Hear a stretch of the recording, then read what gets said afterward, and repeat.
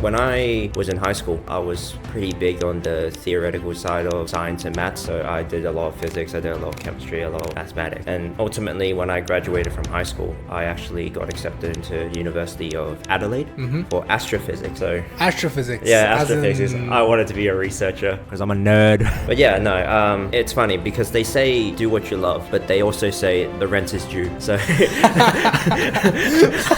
I chose engineering instead.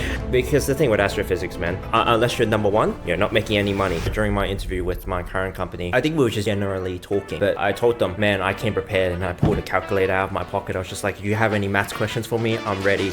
And they thought, what the why does this dude have a calculator? There are no technical questions in this interview. It's funny, right? Like, a lot of people go to these interviews looking to show off, oh, look, I've done this project, I've done this. A lot of the times, company is looking about attitude. You don't need to know everything, but if you're willing to learn and you show that you're keen, you'll most likely get the position.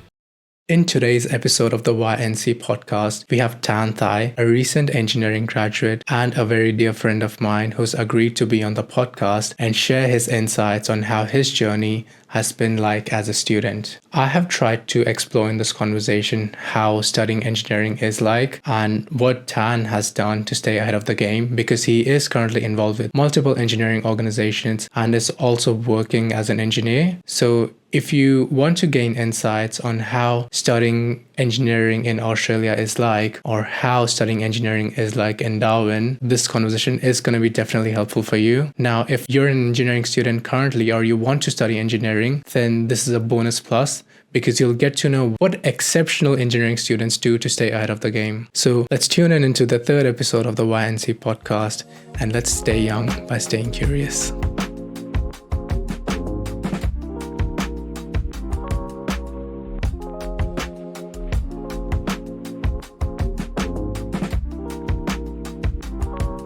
Welcome to the podcast. How are you feeling? I'm feeling good, my brother. How are you? Not too bad. So firstly, once again, thanks a lot for being on. I really appreciate it. Of course, thanks for having me. We're going to have a great conversation today. I want to give you this opportunity to just talk a little bit about yourself. Yeah, sure thing. Tell us about your story. So I'm a Darwin born and bred person. My background is Vietnamese, but I speak very poorly Vietnamese, so don't ask me or How talk do you to me in say Vietnam. how do you say hello in Vietnamese? Xin chào. Xin chào. Xin chào. Yeah. But I went through schooling here, so I went through primary, middle, and high school here, and then university. And I'm a recent engineering graduate. I just graduated. I got my completion letter about 2-3 weeks ago now, and yeah, ever since then I've been taking leave. I'm just preparing for full-time work starting next year. So in our conversation, where do you think we should begin? I guess we can start with talking about what led me to engineering. Yes, let's do that. Let's do that. So, And just engineering in general. yeah, no, exactly. It's funny because when I was in high school, I was pretty big on the theoretical side of science and maths. So I did a lot of physics, I did a lot of chemistry, a lot of mathematics. And ultimately, when I graduated from high school, I actually got accepted into University of Adelaide for astrophysics. So Astrophysics. yeah, astrophysics. I wanted to be a researcher because I'm a nerd. But yeah, no. It's funny because they say do what you love, but they also say the rent is due. So I chose engineering instead. So I eventually settled and chose my second choice. We'll get back to the money sort of thing at a later point. But I chose engineering mainly because of the money aspect, given my current situation at the time and the foreseeable future of obtaining a career in that field. Because the thing with astrophysics, man, unless you're number one, you're not making any money. At the end of the day, if you don't put food on the table, you're a grown-up. But yeah, that's what steered me to engineering. Then I chose the closest thing to the physical sciences as I could, so I chose mechanical engineering. But I won't lie to you, I don't regret it. I mean, I've had ups and downs, but I've had a pretty good 4 years. Sweet. Thanks a lot for sharing that. And in terms of now, because I've also seen you work quite closely with the faculty. Whenever I'm doing any pracs, I just see you there. So, do you want to tell us a bit about that side of engineering as well? Because Yeah. it's definitely not the conventional way. What most people do after high school is they just fly out of Darwin, go Sure. join another university, and then just start working Oh, to start pay drinking the it up. bills, the rent, The alcohol. the alcohol. But yeah, just tell us a bit more about that. Taking a step back first, actually. So honestly, if money wasn't a problem, I wouldn't have become an engineer or a researcher. I would have most likely done teaching. I really like teaching. I think one of the greatest meanings of our lives is to put the world in a better place than how you found it. So in that way, helping people is the best way. But yeah, and the reason why I am in the lab so often with helping out with pracs and whatnot is because I think it's nice to help people. I mean, the thing with Charles Darwin University is we're a pretty small uni, and that does help with more of a personal relationship with the staff. But at the same time, we're understaffed all the time, right? So I thought it's nice to help, and especially with my final year with my thesis, I've had a really great opportunity with my supervisor, Naveen. He's one of the senior lecturers there. We together have set up a lab for something called electrospinning, where we produce nanofibers. And the ultimate goal for that is to produce something called photocatalytic hydrogen, where you mix some of the samples we make into water, shine some UV light on it, and then it breaks up the water to hydrogen and oxygen. So it's green hydrogen. That's crazy. I know. When I first saw it, I was like, that's cool as fuck. I'm allowed to swear in this podcast. Oh, yeah, I don't mind. I don't Cool. mind. Yeah, I'll bleep it and anything. Cool. Yeah. That's cool as Beep beep beep beep beep. But yeah, no, exactly. But yeah, that's one of the reasons I like to be in the lab. But yeah, I just finished up because CD is going through his lab shutdown, and by the time it opens back up, I'll be full-time work again. So you kind of mentioned earlier that one of the biggest goals of like life is to leave the world in a better place than what you originally found it. And that is, of course, firstly very deep and very nice of you, very kind of you. Does that like frame a lot of the things that you do? A good deal of it, absolutely. When I graduated from high school, I had a pretty good ATAR, which for those of you who don't know what an ATAR is, it's basically your your score for your final year of high school. It basically frames what courses you can get into and all that crap. But I originally could have gotten into medicine. I thought I could help a lot more people by doing engineering. So that's basically what I chose to do instead. It's a bit funny because when your life's work comes calling, you probably can't ignore it. Destiny doesn't whisper, it screams at you. So I heard the echo of the walls when I chose engineering. So I thought it was a good choice. And so far, I haven't been wrong. Yeah, no, totally.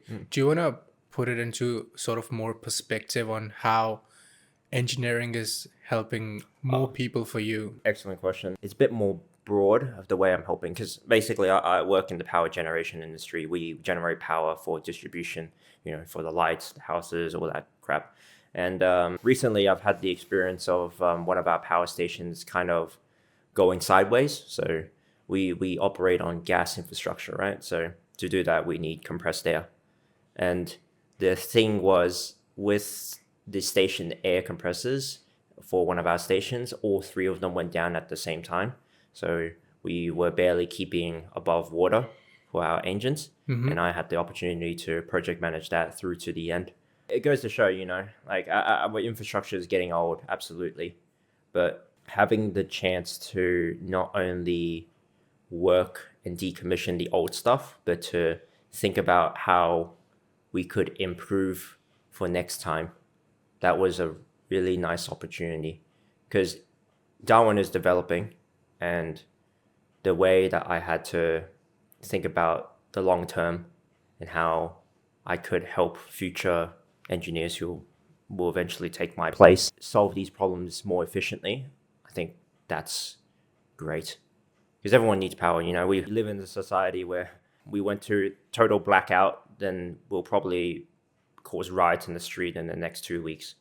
So yeah, I think keeping that reliability in our power supply, I think I'm really contributing something to society. Oh, yeah, that's Yeah. brilliant. That's amazing. And I know this is a bit of a tangent, but No, do you no. also want to tell us about the story that you told me with you solving the problem which could have been solved by a computer software, which would cost a lot of money? So with engineering, we deal a lot with fluids. So fluids being either gas or liquid. A lot of engineering companies, they use something called a simulation software. So you put in parameters, you fix a model, make a model up, and then you just let the thing run, see what happens, right? And then you do it a few times probably just to see how it would react. The thing is with that is that the software is incredibly expensive. If I recall correctly, it's about 100 grand annually or something. I remember hearing that value thrown around once, and it's something ridiculous. Anyway, nothing a person could afford. For a company, it might be a bit better. So, given that, and honestly, given the simplicity of the problem, there's not sometimes a real need to do a simulation because the difference between a theoretical calculation and the simulation will probably have a deviation of 5 to 7% at most for something simple.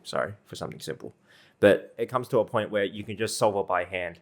Like, why spend 100 grand annually when I can do it in 5 minutes with pen and paper, you know? Well, not everyone can do it, firstly, and then the thing that you were able to do it, that's a massive, Yeah, it's definitely a skill. But, I went through 4 years of engineering. Hopefully I picked up something out of it.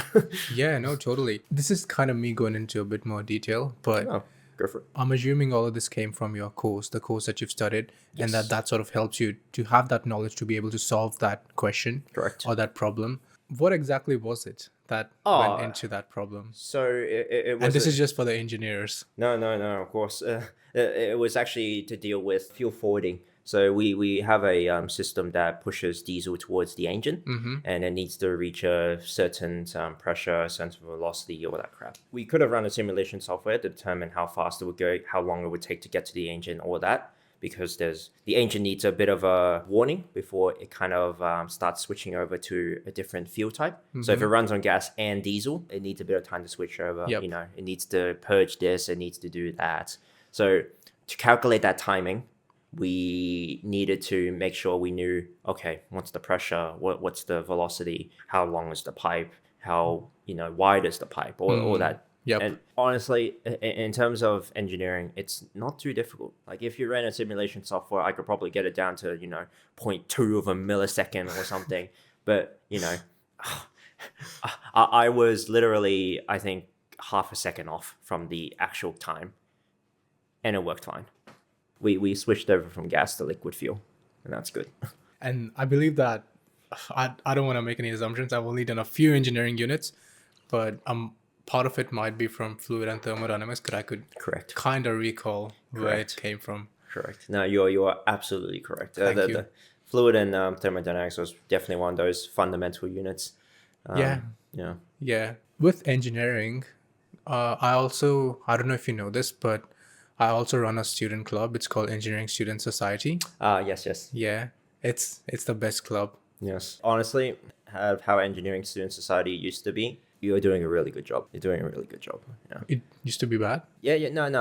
There used to be back in, I don't know, probably a decade ago. There used to be one, and yeah. But back then they had some sort of pub on CDU campus.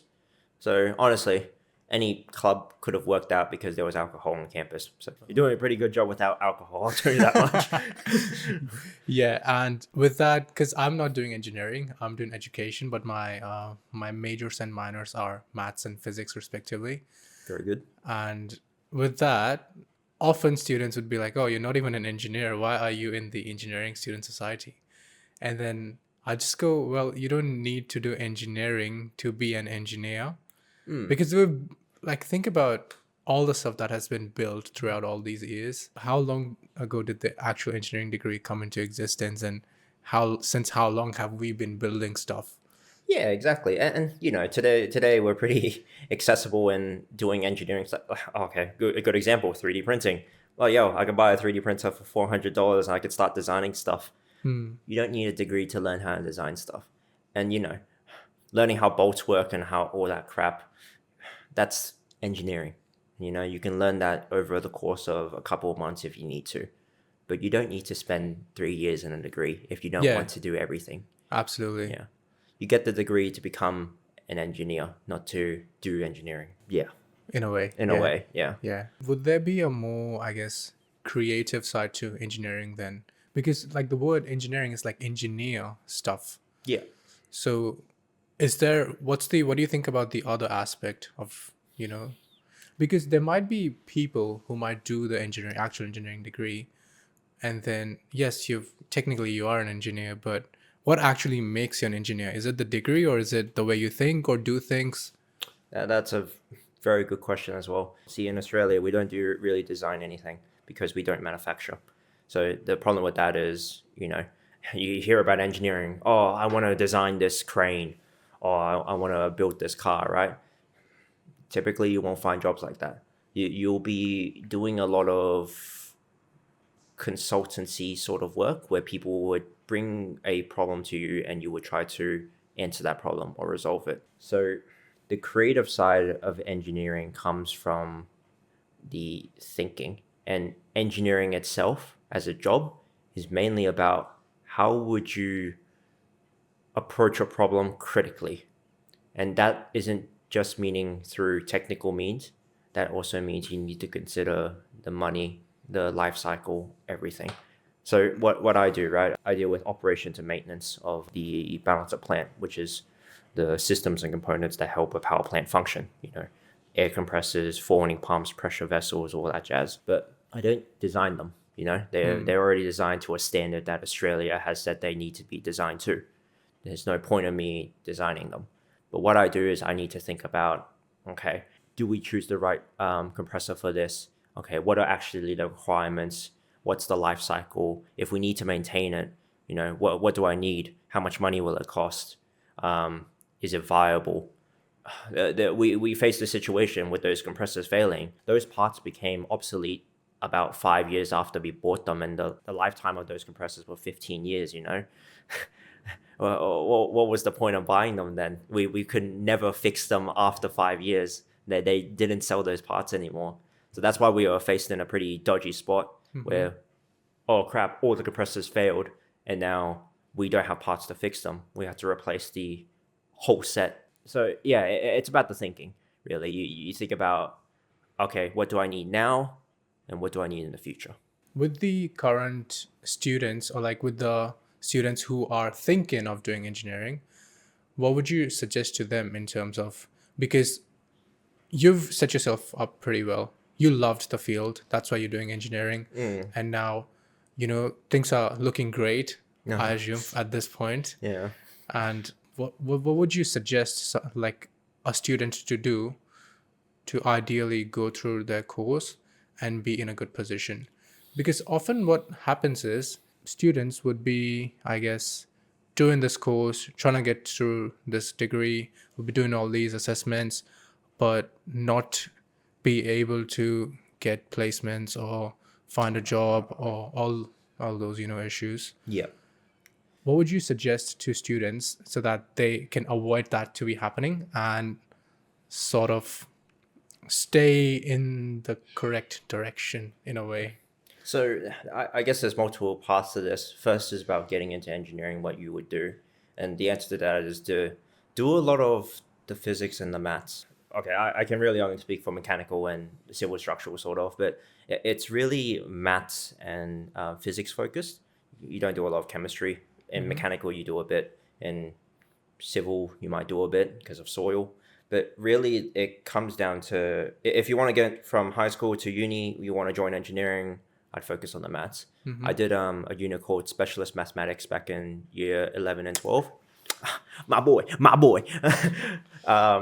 Excellent unit. And it turned out that year 12, or stage 2 Specialist Mathematics, they called it, was actually the first semester of engineering mathematics in engineering. So it dealt with the imaginary numbers, vectors, all that jazz. And honestly, it made that unit a breeze. Like, Oh, it absolutely. was Absolutely. so easy. Even the second maths unit that we did at uni, even till like halfway in that unit, we had pretty much all sorted because we did specs in year 12. Exactly. And even the year 11 specs covered all about matrices and kind of about touch on vectors. Correct. And there's much more we learned, of course. Yeah. No, But I guess exactly. mathematics is, yeah, not just because of the fact that it also scales up your ATAR, or it also makes you a smart person because you think about all these complex problems and specs. It also makes your life pretty difficult, I have to agree. Oh, yes. But I guess it's all worth it in the end if you're planning to do engineering. It's going to help you out. It's going to help you ease into university, learn about all these other stuff that's happening. Because I feel like university is quite different than high school. It's Correct. and you could Incredibly. in a good way or a bad way. I don't want to say anything bad or good at, but it's different. It's Yes. much different. It definitely comes down to the person as well. I had a mate who excelled in high school. He did so well, and then when uni came around, in a bad way, it did fall apart for him. But it's very different, and to adjust to that change, you just need to be a bit more open-minded. If you were excelling in high school, that is no evidence you're going to do well in uni. You never know what could happen. But yeah, going back to the original question, when you're in engineering, doing the degree, work hard. That's one of the big things about just general advice. You're going to need to put the hours in. You're probably going to have to spend some late nights. But if you're willing to get through that and feel like you're learning something and enjoying it, you'll make it to the end of your degree. Yeah. Don't even stress about that. In terms of, I think you mentioned before about getting a job in engineering. What I find about a lot of students, second and third year, is a lack of preparation. You don't stand out. You go to a careers fair, you walk around, you talk to a few people, but you don't really know what you're doing. What you should really be doing is, you have a look at the panel, who's going to that careers fair.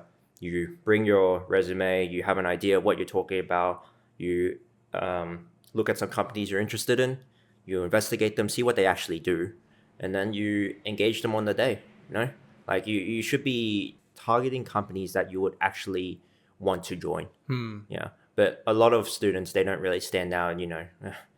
If you stand on the other side of the company, you can think about it this way. You have a bunch of students looking to find a job, and if everyone seems the same, then really... You're looking for the unique person, to be honest. Correct. And then I feel like focusing on what makes you stand apart is the key. Exactly. No, that is exactly right. And what could make you stand apart, though? Oh, Well, researching about the company is one that, or about what the company's doing, yep. and what their priorities are, or like what you would want to do if you join the company, whether you want to be an intern or you want to join as just a volunteer, or just as like having a basic idea of where you are in terms of your career journey, and also what you plan to do with the company. Yeah, no, it's definitely that preparation that stands out from in my perspective, and from where we went to uni. That's where people definitely lack. But yeah, other things to stand out though, I don't know. That comes during the interview if you get that far as well. I think that's one of the... It's a funny story. During my interview with my current company, I joined in my second year. During the interview, we were talking, and there was a question that came up. I think we were just generally talking, but I told them, man, I came prepared, and I pulled a calculator out of my pocket. I was just like, do you have any maths questions for me? I'm ready. And they thought, what the why does this dude have a calculator? There are no technical questions in this interview. But yeah. Ready, I'm ready for it. Just give it to me. I was talking to my senior about it. He was just like, yeah, you probably brought that calculator to calculate your salary after you joined.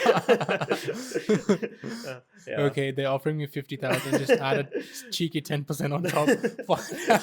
How can I negotiate? How can I negotiate? What about this number? Oh my god. But yeah, preparation. Yeah. But it's funny, right? Like a lot of people go to these interviews looking to show off. Oh, look, I've done this project, I've done this. I feel like, honestly, a lot of the times, a company is looking about attitude. You don't need to know everything, but if you're willing to learn and you show that you're keen, you'll most likely get the position. Yeah. Yeah. Of course, the results help. Work hard in uni, get those results, show that you Yeah. have evidence that you are keen and you do work hard. But attitude is very important during an Yep. interview. Also, a good thing to stand out during careers fairs. Attitude. Yeah.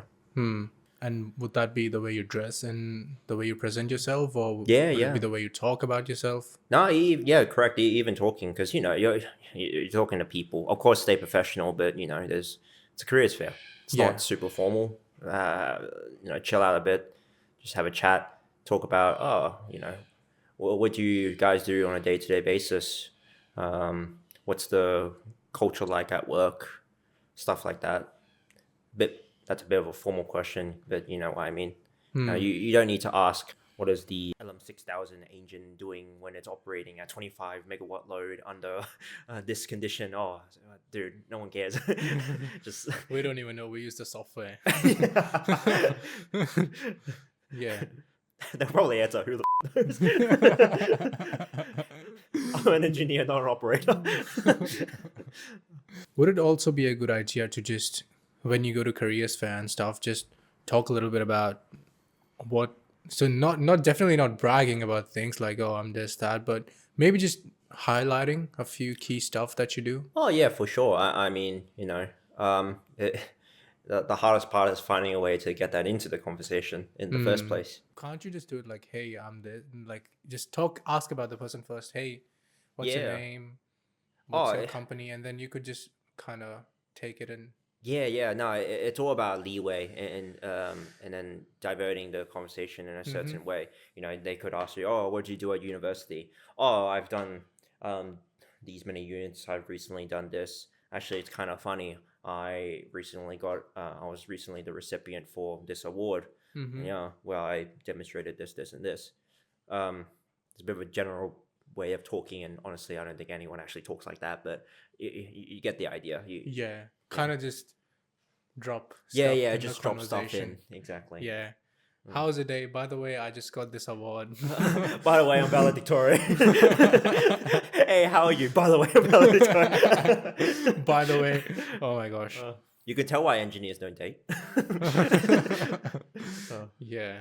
They teach us a lot of engineering, but they don't teach us how to talk to women. Yeah, well, fair enough. Honestly, one of the big things I find about university is that, especially when people join fresh out of high school, they don't actually know what engineering is or what engineers do. Yeah. I had no idea, to be honest. Until I started working, I had no bloody clue what engineering was. Like, I thought you go to work and then you come home like at 5:30. you just black out. You do something, go home. Yeah, go to the pub right after. Day drinking. Yeah. Yeah, no, totally. And it's also sort of, if you want to go to these career fairs or sort of present yourself, or, just try to get those internships or placements or jobs or whatever your thing is, it might also be a good thing to do a few of the things, not just your study, other than your study, that is relevant to your field, which is engineering basically. What would your, and I just want you to tell your thing, like what have you done to sort of stay apart from the crowd and stand out? To be honest, with me, I'm very result driven. Result driven. Yeah, so I didn't need to do much outside of uni because my results spoke for themselves. I was valedictorian of my high school, not to brag, and I had the highest GPA through my degree. Like I just D's and HDs. Oh yeah, D's and HDs, man. I actually have one credit in my transcript. It kills me every time I look at it. And this comes back to attitude. They care about you as a person as well, right?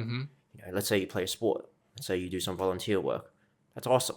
That'll look great on your resume. Work hard at uni, definitely. But spend some time doing some stuff in the real world, I guess you should say. Like what you do, right? You run Student Society Club. Awesome. Why? Leadership skills, management, financial management, time management, all of that. Very important skills in work.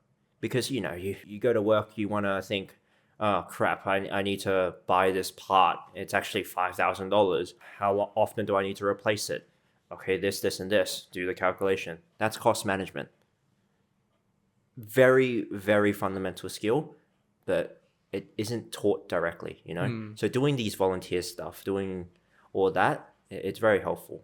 What I did, getting back to that question originally, I did volunteer with my high school casualty and in college. I helped to run something called NT Stargazers. We had telescopes we bought off the sky, and we'd run nights where we look at constellations and planets and all that. It was some of the nicest times because I'd spend my evening just chatting with people and explaining to them, oh yeah, this happens. Oh, why is this look blue? Oh, red light shift, all that. Explain some physics concepts to them, but it got them curious as well. And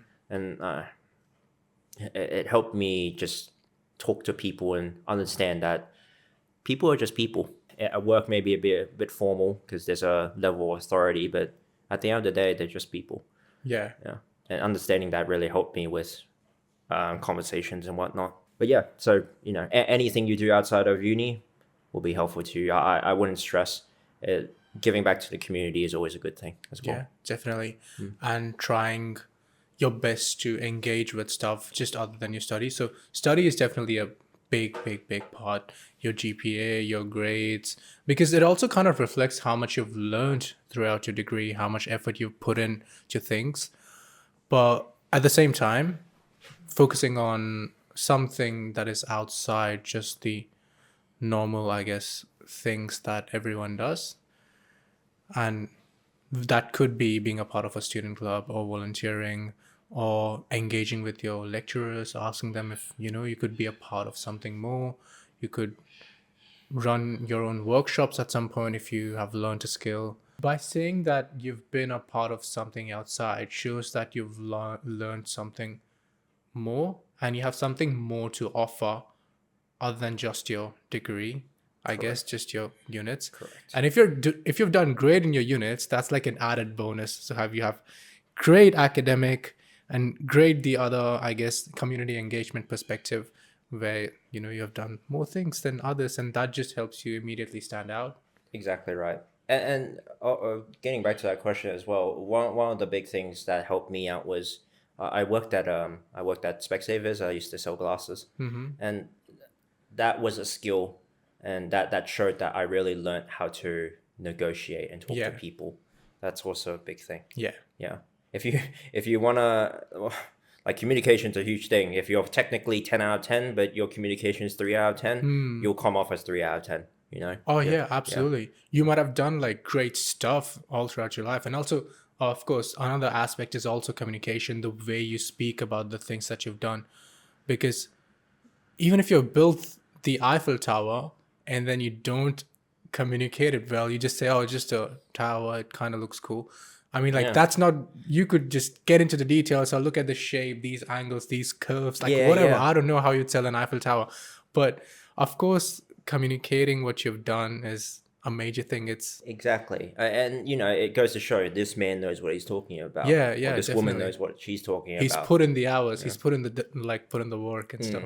And it's exactly right, because I feel like a lot of people, a lot of the older generation before my time, they're very, my results will speak for themselves.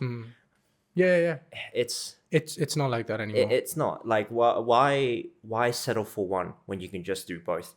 Yes, be technically 10 out of 10, but be communicatively 10 out of 10 as well. Communicate 10 out of 10. You'll show that your technical skills are great, but you'll also be to explain that as well.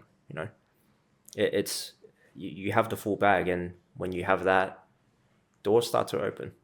You get opportunities most people wouldn't, because you do a lot more than they could.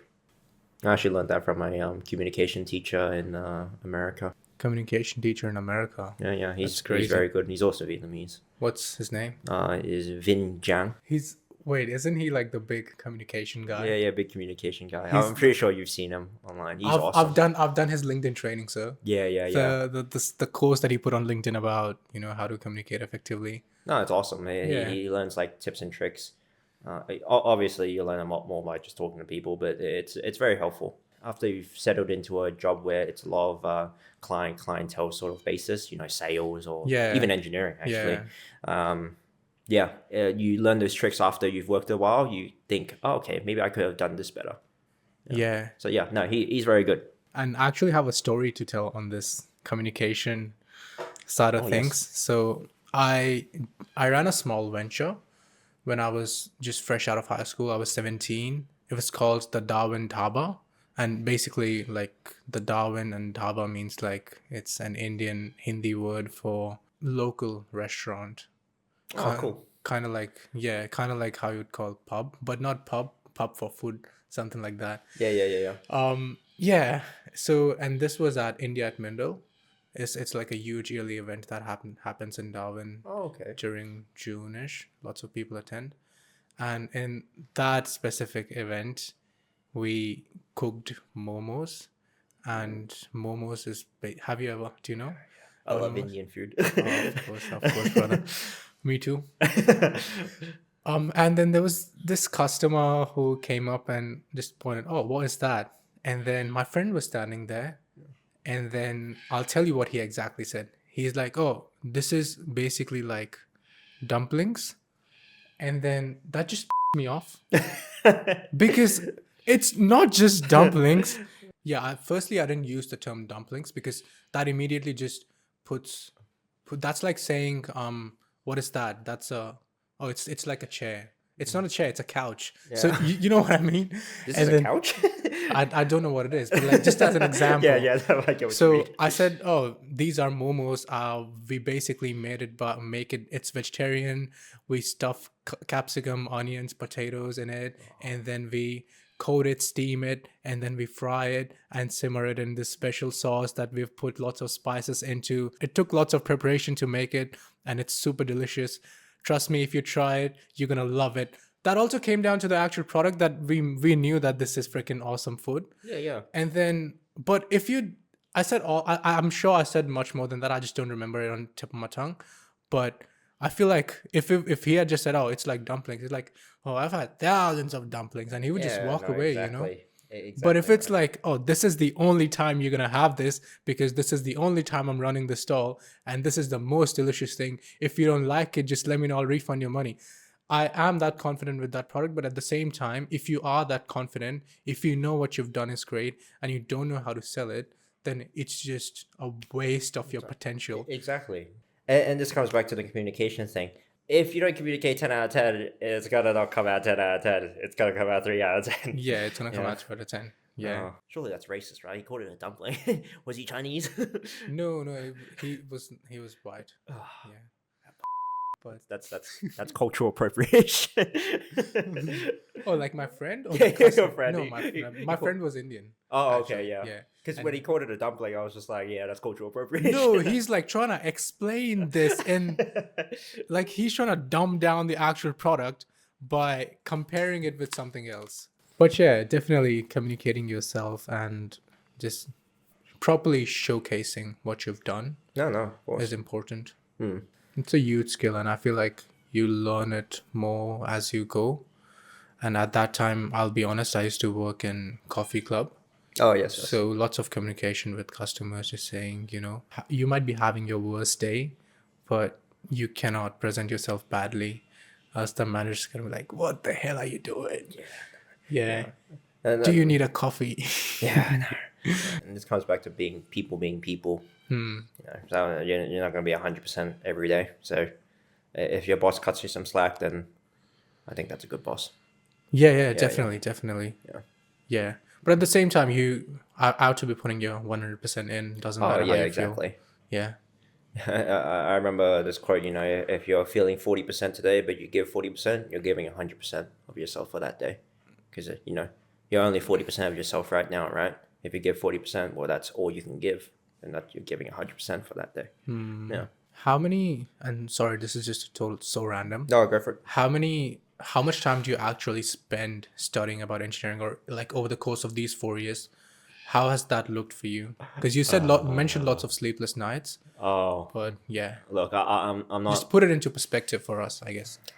This is not something that should be followed, but I did it because I was I kind of had to. But in second year of engineering, second semester, I got my internship at my current company, and at the time I was still working at Specsavers. I was also privately tutoring, and I was also a past session leader for Dynamics. So I was tutoring for Dynamics as well. So I had 4 jobs at the time, plus I was full-time study. So really what it come down to was, okay, whatever classes I had for the day, cool. The first 8 hours of the day would be, study and whatnot in my classes. And the other 8 hours of the day, I would work wherever I need to. And then I'd hopefully sleep for 8 hours, but that was never true because, I had to have dinner and stuff. So in terms of study, I would say I probably spent a better part of 50 hours a week, including weekends, maybe 70 if I needed to. Yeah, not something you should follow, but that's a bit of an extreme case, to be honest. Yeah. These past 2 years have been pretty tough because I was working. Well, this year I was working full time, studying full time, which was pretty difficult. So it split evenly, and it changed however I needed to. Some days work is slow, so I could study more. But yeah, we're looking at 8 hours of study, 8 hours of work, and then weekends if I needed to, another 8 hours, Saturday, Sunday. I really didn't take any breaks, and I did burn myself out at one point as well. General rule of thumb though, for engineering students, 12 hours each week for each unit, and that should get you across the line. Yeah. So close to 50 in total. Yeah. If you do but 4 that units, does include the lectures though, right? Yeah, Attending correct. your That lectures. does include the lectures. Fair enough, Exactly right. Yeah, we're looking at the better part of 50, but that's for the hard units. If you're doing fluid and thermodynamics, I recommend doing the 12 hours. If you're doing something like safety, risk, and reliability, yes, it's an easier unit, but it's still important. But you could probably spend 5 hours each week and get you across the line. Yeah, it's not too difficult. So yeah, you know your limits, weigh yourself, weigh the pros and cons, think about and be honest with yourself. Can I actually get this done in 5 hours? Yeah. Is it enough? If you were to reflect on your journey of these 4 years staying in Darwin or having to move to Adelaide and do astrophysics, how do you think things would be? Would it be better or would it be worse? Or See, the question always lingered in my mind, and I was pretty bitter about staying in Darwin after I graduated because I really wanted to move. But honestly, after 4 years now of being in Darwin, not that bitter anymore. How do I put it? There's a fable about a dragon and a panda. tell us. Yeah, and the dragon asks the panda, "Well, what's more important, the journey or the destination?" And the panda replies, "The company." Right? It's the people you go through this journey with. Because if you want to walk fast, walk alone. But if you want to walk far, walk with someone else. And yeah, I think How far can you really get by yourself? Exactly right. You'll get there fast, but you might not make it as far. And I met 2 of my greatest friends by staying in Darwin. Those 2 are doing medicine. But yeah, they're honestly, the friendship I made with them and the memories we've made now these past 4 years. Okay, maybe Adelaide would have been better, but I'm pretty happy with what I got. And what about the other aspects of it, like you getting your jobs and your study and your course and of course your personal journey, I guess. The funny part is, right, you don't really get this opportunity at bigger universities. Oh, definitely not. Definitely not. You could, you'll have to try in the beginning because I feel it's still hard to break the ice with exactly. the lecturers, and they might just forget you because they see like hundreds of students. Exactly right. But like if you keep showing up, keep engaging, keep doing what you're doing, then eventually they will also find a way to support you, because that's a big aspect of living in Darwin. People are supportive.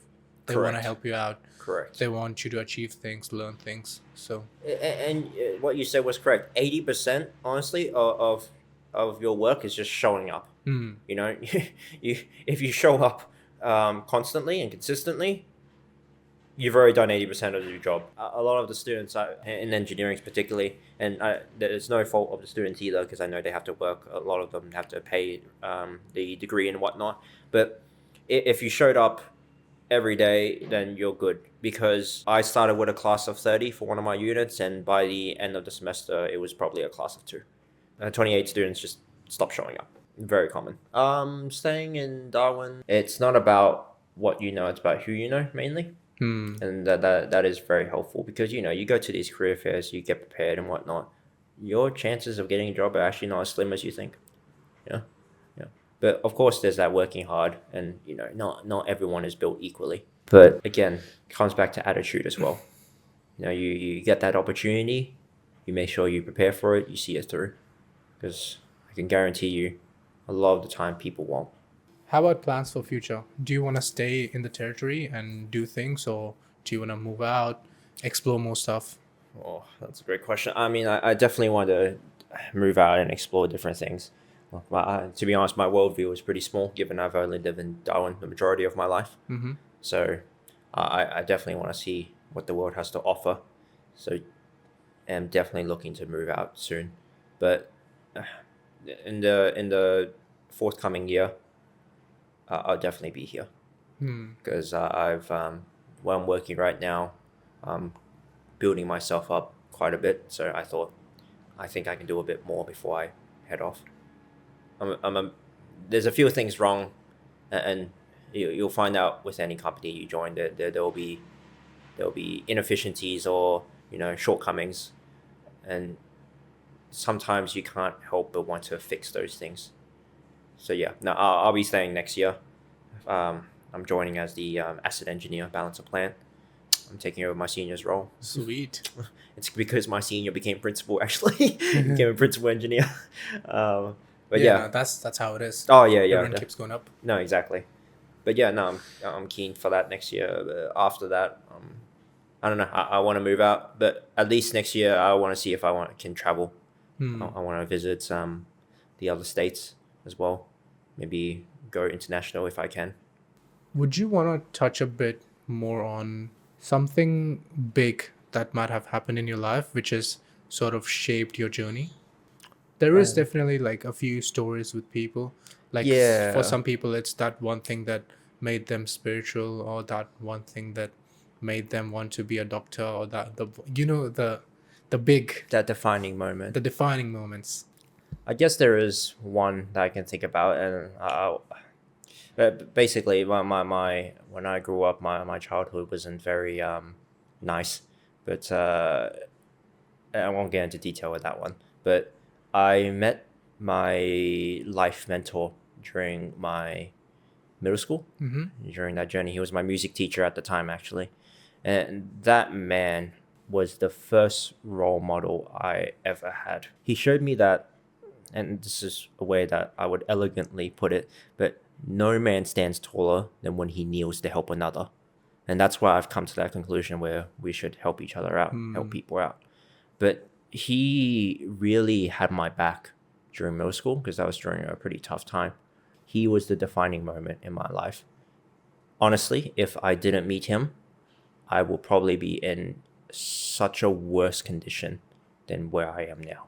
Sweet. Yeah. That's really powerful. Thank you so much for sharing that. No, of course. Yeah.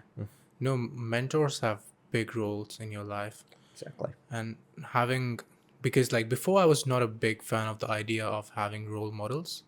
And ever since because it's like, oh, no role models in my life. And, all that shit. But I feel like you definitely need positive people to look up to, because if you cannot just want to be somewhere without looking at someone who is on a similar journey, or who is someone who could guide you to get where you want to be. Because how can you draw a painting that you can't even imagine? Yeah, exactly right. That's a really good way to put it, actually. Yeah. You can't just, you need to be able to see it. You need to see through time. No, exactly. And be able to like, see, this is what I want, this is what I want to be, this is where I want to go, and then take on the journey. I really like that. No, that's right. And we learn from each other to do that. No, that's exactly right. But yeah, no, he'd be my defining moment. To be honest, I can't think of much else. No, that's Yeah. that's great. That's powerful. No, thank you. And before we wrap up, anything else you would want to share with the world, with I don't know, with students or with anyone listening, I guess? Probably the one thing I want to say is, if you come across a fork in the road, pick it up. Where you come across A fork in the road, pick it up. You know that quote where it's just like, if you come across a fork in the road, there's two decisions you can make. Pick it up, because that's the joke, right? You come across a fork on the road, like a literal fork. Yeah. Basically, what that means is, don't be so caught up in making a decision that you just don't make one at all. Oh. Yeah. That's basically the gist of it. You don't break stride, just go. Yeah. Because sometimes making inaction is probably far worse than making either decision. Oh, absolutely. Yeah. Like, if you don't know what to do, at least do something, I guess. Yeah, exactly. Yeah. And it's kind of like a Nike brand promotion. Just do it. Just do it. No, exactly. Just do it. Yeah. Sweet. So solid point to end the conversation. All right. Thanks a lot for being on. Thank you, brother. That's the wrap up for the YNC podcast episode with Tan Thai, my amazing friend. Yep. Stay tuned for the upcoming episodes.